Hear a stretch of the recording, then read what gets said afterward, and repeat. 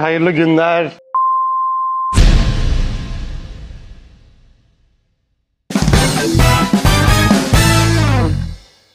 Sabahımız, günümüz mübarek olsun. Umuyorum ki her şey yolundadır. Vaktinde işimizin başındayız. Genel hazırlıklar, neler yapılacak, planlar derken sizi burada bekliyoruz. Şöyle bir gelelim. Şimdi elimizde köşelerden artacak lez dantelleri hepsini değerlendireceğiz kollarda. Çalıştık. Bunları hazırladık. Hatırlarsınız. Beraberce hazırladık. Yakasını daha yapmadık. Kübra Koç Erzincan'a selam olsun. Evet, buradan sonra en son kaldığımız yer burası. Şu eteği hazırlayacağız, keseceğiz. Hatırlarsınız T mantıkta tam daire eteği hazırlamıştık. Madame Pico, hayırlı sabahlar. İlknur Saraç, Bursa'dan günaydın. Evet, şöyle hepinize teşekkür ediyorum. Şöyle bakalım. Bunu hazırlamıştık. Astarı hazırlamıştık. Şöyle bunu da hazırladık. Burada bıraktık. Ama bundan başka lez dantelimiz olmadığı için köşelerden çıkacak olan parçaları değerlendireceğiz. Anlaştık diye umuyorum. Pekala. Başka sırada ne var? Kollarımızın hazırlığı var. Sadece kesilecekler ve bekleyecekler. Bu lez dantelleri kaplama olayından sonra başka bir işlem daha olduğu için şöyle bildirimleri de kapatmak istiyorum. Bir dakika lütfen. Yani kesimlerini yapacağız. Lez dantellerin lezlerine sonradan başka uygulamaları da olacak. O yüzden o süreci geçmeden önce her şeyin hazır, tam takım, parça parça, demonte halde hazır olmasını bekleyeceğiz. Ama işe geçmeden önce neler yapmıştık? Şöyle Amerikan bezi verin bana, minik bir parça. Kalıplarımızı çıkarttık. Kol kalıbını çıkarttık ve karşıda gördüğümüz şu beden dışını ve içini çalışıp hazırlamış olduk. Bunun dışında eteğimizin astarını kesimini yaptık ve sonrasında lez danteli kestik, T mantığına getirip bıraktık. Kesimini yapmadık. Şöyle. Şimdi elimizde şöyle alın bunu Arzu Hanım. Elimizde Amerikan bezi var. Arkadaşlar şunu bir ütüleyin. Bir yaka çalışması yapacağız. Yakada birkaç mantık anlatmak istiyorum size. Yaka arkadaşlar eğer dönüşü, vualli az olursa Arapça bir kelime mi söyledim yanlışlıkla? Ovalli. Ovalli az olursa yakanın üst tarafı açık olur. Böyle oturmaz. Yakanın ovalliği fazla olursa çok fazla boğar ve güzel olmaz. Sıkı olur, müşteri rahatsız eder. Bunun ikisinin ortasını bulacağız. Hemen şöyle takımlarımızı da alalım benimle beraber. Belki ihtiyacımız olur. Normalde kullanmıyorum ama yine de belki ihtiyacımız olur diye bunu bir hazırlayalım. Şimdi biz arkadaşlar yarım da çalışabiliriz, tam da çalışabiliriz. Şöyle bir yaklaşın. Kamera biraz aksiyon alsın. Canlansın yani. Kumaşımızı katladık. Şimdi yaka mesafemiz ne kadar olacaksa öncelikle bunu bir ölçelim. Bu provası alınmış dış parça olduğu için ben bunun üzerinden gideceğim. Yakayı bir hazırlayalım. Bu seviyeden elimi görebiliyorlar mı şu anda arkadaşlarımız? Bu seviyeden şöyle dönelim bakalım kaç santim çıkacak. Ortaya geldiğimiz zaman şöyle 25-26 civarı diyebiliriz. Yani bizim toplamda 50 santimlik bir yakaya ihtiyacımız var. Bu dışarıdan, şu alandan çıkmamış hali. Yakada eğer dışarıya çıkıntı ister, kapak gibi üst üste, ben alayım sizden şunu. Siz gidin o tarafa lütfen. Yaka sırt tarafında şuradan çıkıntı istersek dışarıya doğru, bunun kapak mantığı vardır. Sağa sola veya sol sağa yatar. Bu yüzden burada bir hesap yapmamız gerekiyor. Şimdi biz yakayı ölçtük. 50 geldi. Üstüne sağdan 2, soldan 2 yerleştirebiliriz. Ama bu hangi yakalar için? Düz, hakim yakalar için. Yani düz olanlar için. Eğer M varsa burada dikiş payına burada dikkat etmemiz gerekiyor. Yani buradan 1 santim içeri girmiş oluyor. Ama biz ne yapalım? Düz hakim yaka yapalım. Yani şuradan çıkışı 2 santim fazla verelim. Yani ne diyelim? 50 gelen yeri 2 sağ 2 sol olduğuna göre 54 yapabiliriz. Eğer fazla gelirse, bazen fazla da geliyor. Fazla gelirse biz bunu ne yapacağız? Prova mantığında manken üzerinde bunu uygularken oradan keseceğiz. Hazırsak şöyle sizlerle beraber çalışmak istiyorum. İhtiyacımız olan bir cetvel verin bana. Normal uzun tahta cetvelimi verin bana. Ne diyoruz? Burada göstermek istiyorum size. Şimdi 54 istedik. Yani 27. 27 santim uzunluğumuz olacak. O da ne demek oluyor? Şöyle size net göstermek istiyorum. 27 burası. Bakın buradan hesabı yaptık. 27 boyumuz var. Şimdi bunu düz çıkartalım. Şu şekilde. Birden çok yaka çıkartacağız. Yakaların manken üzerinde duruşunu da göreceğiz beraber. Şunu şöyle bir düz alalım. Kapattım. Düz bir çizgi aldık. Yani bunun hepsi 27 santim şu anda. Bu alan böyle 27 santim. Ben de diyorum ki tamam. Birden çok yaka mantığını şimdi beraber çıkartalım. Manken üzerinde görelim. Burası 27 santim işaretimiz. Şöyle biraz daha aşağıdan veya yukarıdan. Tamam. Düz çizgimizi çizdik. Biri bu. Biraz daha bir tane daha test için çıkartacağımız için bir tane de burayı çizelim. Şöyle. Tamamen eğitim amaçlı.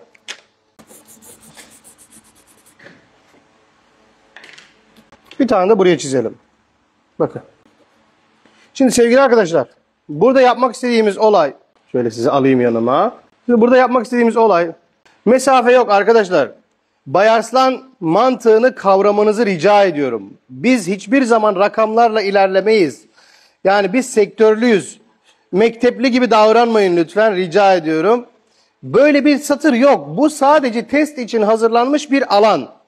Burada göstermek istediğimiz bir şey var. Hızlı dönen, az dönen, çok dönen gibi diyelim. Kavislerden bahsediyorum. Burayı sağlıklı yapmak. Diyelim ki biz bunun yüksekliğini işte 4 santim istiyoruz. Dikiş payı olmayacak. Şu anda dikiş payı yok. Biz buna 4 santim diyebiliriz. Başka kaleminiz yok mu? Yüzlerce kalemim var benim.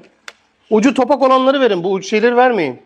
4 santim yaka mesafesinden bahsediyorum burada. Buna da 4 santim gidelim.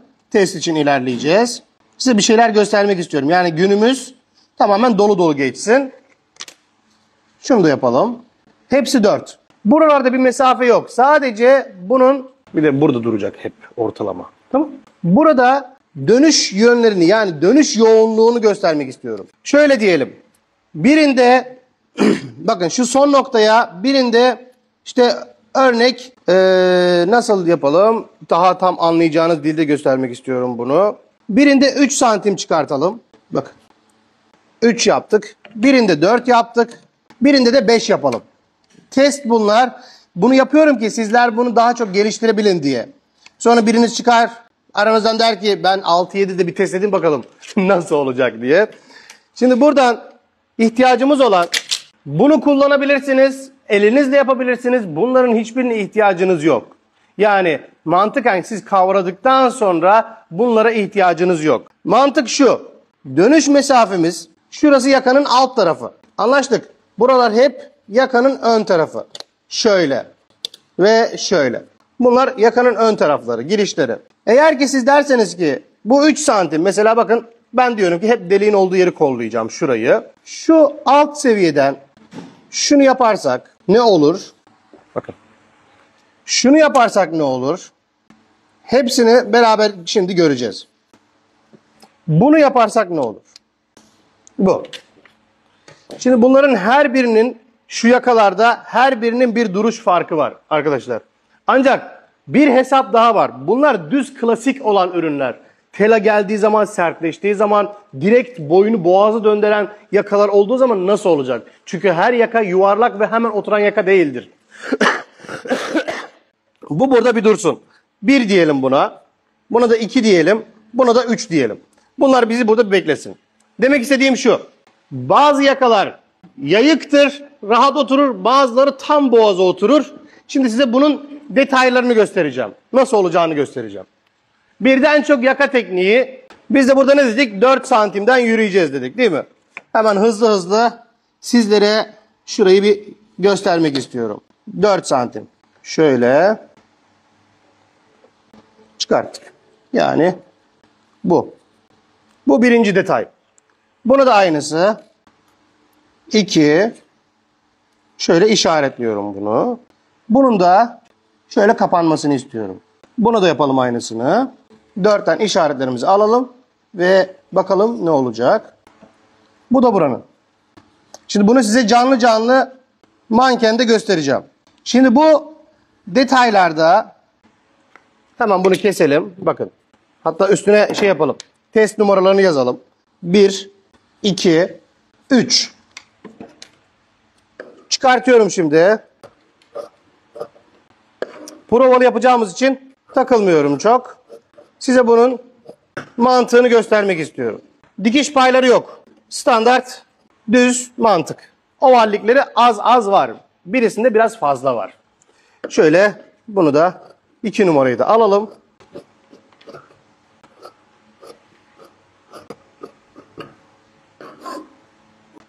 Bu da 2 numara. Bakın aralarda farklar var. Dönüş farkları var. Bunlar ufak ufak dokunuşlar ama sonuç olarak biraz bizi de memnun ederler yani. Test için, eğitim olduğu için bu böyle. Yani eğitimde kastımız evet mantığı çözersek demek ki yakalarımızı da kontrol edebiliriz. Bildiğimiz şeyleri güncelleyebiliriz. Mantığını kavrayalım. Gerisinde özgürüz. Şimdi şöyle tuttuğumuz zaman her birinin hafif hafif dönüşlerinde farklılık var. Burada en rahat oturacak yakalardan birisi 3 numaradır. 1 numara ise düz oturur. Şöyle bir buyurun. Bakın. Tele olmadığı halde bu bir risk bu arada. Şöyle görelim. Alınca anlamıyorum bundan.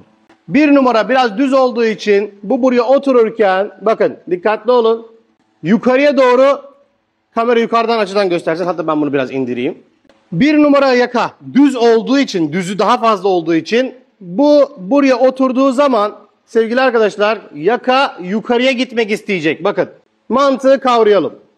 Anlaştık. Bakın yakanın kendisi duruşu tam olarak neredeyse 0'a 0 oturtturdum. Şöyle bir görelim. Yaka böyle gösterilir. Yaka şu anda 1 numarada yukarıya doğru gitmek istiyor. Yani boğazı kapatmak istemiyor. Buraya kadar anladıysak bir yazalım. Bakın düz yaka 1 numaralı mantığında yakanın içeriye doğru kapanmak istemediğini gördük. Yani diyor ki bize ben düz çıkmak istiyorum diyor. Bunu anladıysak lütfen bir yazalım. Biraz etkileşim olsun aramızda. Şu. Burada müşterinin boğazının sıkılıp sıkılmayacağını sizler anlayabilirsiniz. Yani sıkışacak mı, boğulacak mı, rahatsız edecek mi anlayabilirsiniz. 1 numaralı mantığı yaparsanız yaka yukarıya doğru gitmek isteyecek. Yani boğaza yapışmak istemeyecektir. Anladıysak bir yazalım. Sanırım anladık. Sanırım anladık. Evet yaka 1 numaralı yakada evet yaka yukarıya doğru gitmek istiyor. Pekala şimdi bunu bir daha değiştirelim. Şimdi 2 numarayı görelim. 2 numara birden biraz daha çok az yani arada yarım santimler falan oynuyor. Çok az fark ediyor. 2 numaranın kavizi zaten şöyle tuttuğumuz zaman bakın daha bir oval, hafiften daha bir oval. Şimdi bir de bunu yerleştirelim. Bana bir iğne verin lütfen. Şurayı bir kapatalım. Alayım. Şimdi arkadaşlar şunu da bir sabitleyelim. Tam bir dikiş payı yeterli. Hafiften. Yine de rahat bırakıyorum. Alayım bir daha. Bakın her şeyi canlı canlı gösteriyorum. Uygulamada da göreceğiz zaten bunu. 2 numarada yaka biraz daha kapanmak istiyor. Yani diyor ki ben evet biraz daha içeriye doğru gideceğim diyor. Şöyle bir görün. Şimdi yaka 2 numarada tam dikişleri ayarlamaya çalışıyorum gerçek duruşunu görmemiz için. 2 numarada yaka biraz daha toparlak duruyor. Bakın yukarıdan görün. Biraz daha kapanmak istiyor. Hepsinin mesafesini aynı ayarladım. Şimdi 3 numaralıyı gösterdikten sonra kendim bir sektörlü olarak 3 numarayı da gösterdikten sonra kendim bir sektörlü olarak bunun nasıl kırılıp nasıl boğaza oturduğunu burada size göstereceğim. Yani bir hamle yapacağız bunda. Şöyle 2 numarayı da gördük. Yaka ovalleştikçe boğazı sıkmaya çalışıyor. Burayı anladık. Şöyle tutalım. Şimdi ise 3 numaralı yakayı bir görelim.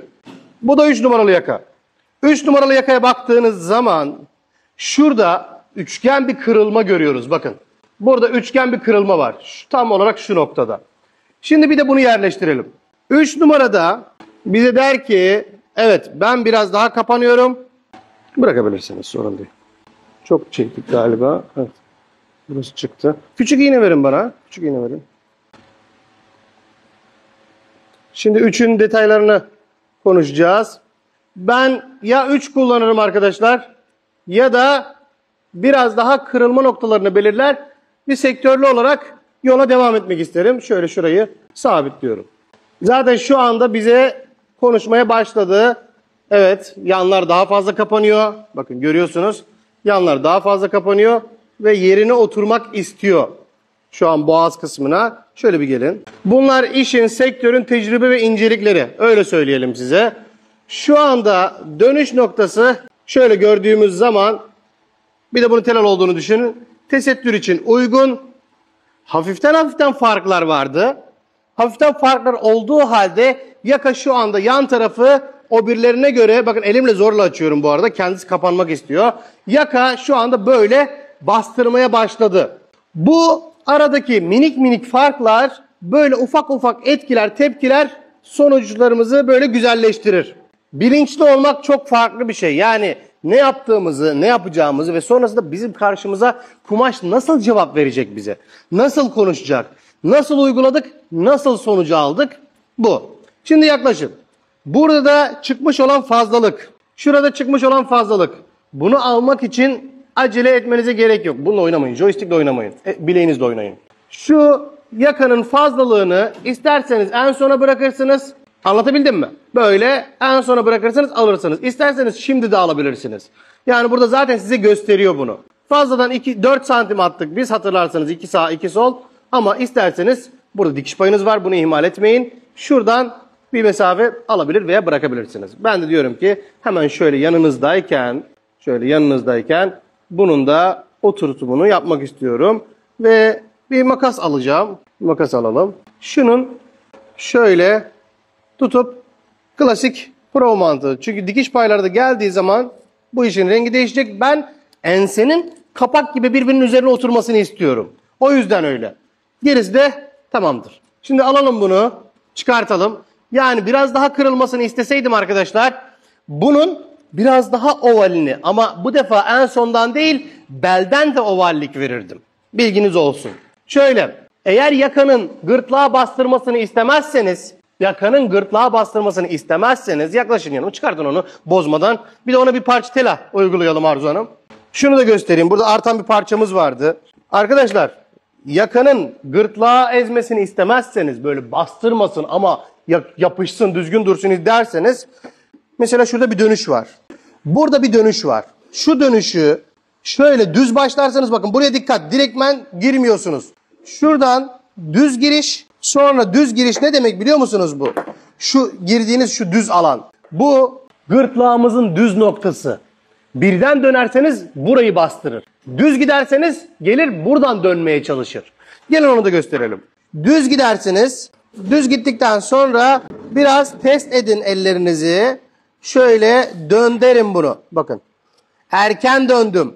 Bakın erken döndüm ve böyle de tamamladım. Bu olay, şu düz olay gırtlağa basmasını engeller ve dönüşü güzelleştirir. Bunların her biri biz sektörlü olarak sürekli müşteri değişkenliği, sürekli sipariş değişkenliği, sürekli işte butiklerden siparişler, ardı ardına baskılar, bizim yaka böyle olmamış, bizim yaka böyle olsun, müşterimiz bunu beğenmedi, bir dahakine böyle olsun, şunu değiştirelim, şunu yapalım derken sektör eğitimi, gerçekler, hayatımızda karşımıza çıkacak olan gerçekler.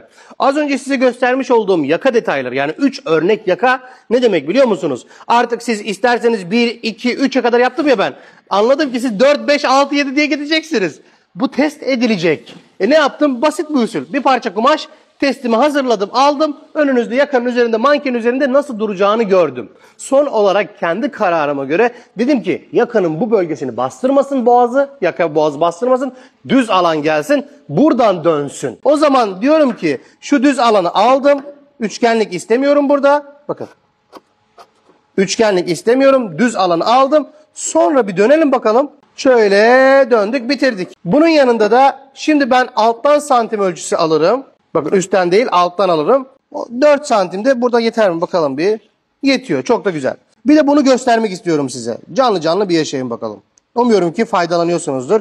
Arkadaşlar faydalanıyoruz diyenler kalp bıraksınlar yoruma. Kalbe basmayın. Yoruma direkt kalp bırakın. Onu istiyorum. Şurada bir şey göstereceğim şimdi size. Çok güzel detaylar bunlar. Sektör tecrübesinden. Eğitimimizin zenginliğini de yani 6 Ekim'de neler göreceğimizi şu anda erkenden yavaş yavaş görüyoruz. Şöyle. Şimdi bunu alalım. Şöyle bu işaretlerimizi takip ederek kaydırmadan size çok önemli bir şey göstereceğim şimdi manken üzerinde. Bakın dikkat edelim. Kaydırıyorum sanki. Evet, bunun dönüşü, şimdi bu yakanın dönüşü o birilerinden de farklı. Neden? Bu defa gırtlağa bastırmasının tedbirini almak istedim ben. Gırtlağa bastırmadan dönsün dedim. Bu da bize açtığımız zaman, şunu bir verin bana. Şurada biraz fazlalığımız olmuş. Çok az bir fazlalık var. Onu hemen çizgilerden de belli. Onu hemen bir düzelteceğim. Hem burada hem de burada. Kalplerden göz gözü görmüyor hocam. Teşekkür ederiz. Şöyle. Durduğu zaman arkadaşlar bunu umuyorum ki anlatabilmişimdir. Şurada ufak yine bir fazlalık hissediyorum ben. Biraz revize edilmek istiyor. Ama genel olarak dönüş, yaka dönüşü. Şimdi iş bilenler şu anda evet bu yaka dönüşünün daha uygun olduğuyla alakalı. Şimdi söyleyin arkadaşlar. Bu mu? Bu diyenler 1 yazsınlar. 3 numara diyenler 2 yazsınlar. Bir görelim bakalım tecrübeleri bir konuşturalım şu anda. Diyelim ki böyle bir şey geldi başımıza. Yakamında düzeltilmesini istiyorum ama böyle bir şey var. Burada da yedirme payı var. Normalde burası şöyle çok ufak bir pens ister. Ya yaka o kadar çok ki. Bakın bu diyenler 1, 3 numara diyenler 2. Bakalım ustalar ne yapıyorlar. Şöyle bir görelim bunu.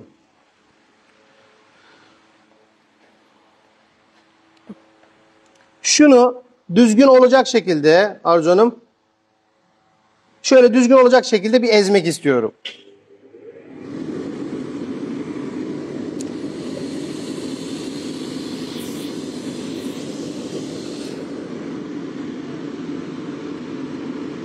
Tamam biliyorum da bana tela parçası lazım. Şerit tela da olur.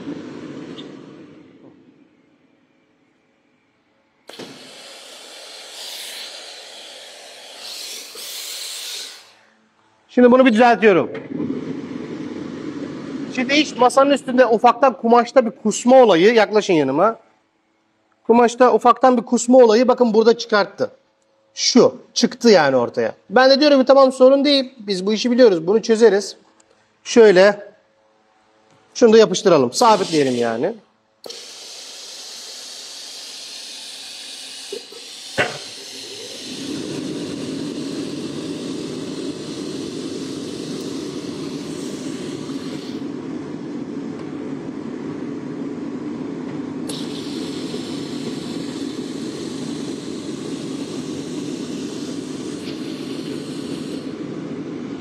Efendim? Kamerayı düzeltmem gibi.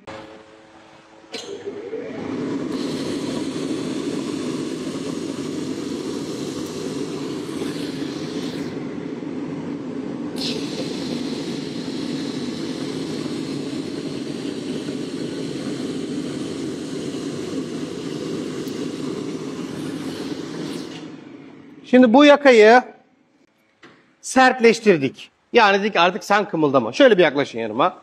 Bu ise, bu yapım mantığı ise gırtlağı ezmez, yanlara çökmez. Şöyle buyurun. Bu. Şimdi gelin böyle bir görelim bakalım. Şu mesafenin güzelliği. Nasıl güzeliz ama. Arkadaşlar sektörlü olmak başka bir olay. Yani bunları bilmek, detayları oturtmak. Bakın anlatabildim mi? Anlatabildim mi? Detaylar var. Bunların hepsi Ar-Ge. Zamanla geliştirilmiş olan dediğim gibi işte müşteri baskısı, butiklerin baskısı. Biz böyle istiyoruz. Yaka şöyle dursun, şöyle dursun derken bizler bunu okulda değil, sektörün içerisinde harmanlanarak geliştiriyoruz. Bu da bizim sektör eğitimimizi kat kat güçlü ve bilgili hale getiriyor. Bu da ne demek oluyor? Şu anda aldığımız olay, yaka diyor ki sen hem diyor beni yandan bastırmadın, hem gırtlağa ezdirmedin, hem de dönüşleri tam düzgün ve doğal yaptın. Anlaştık.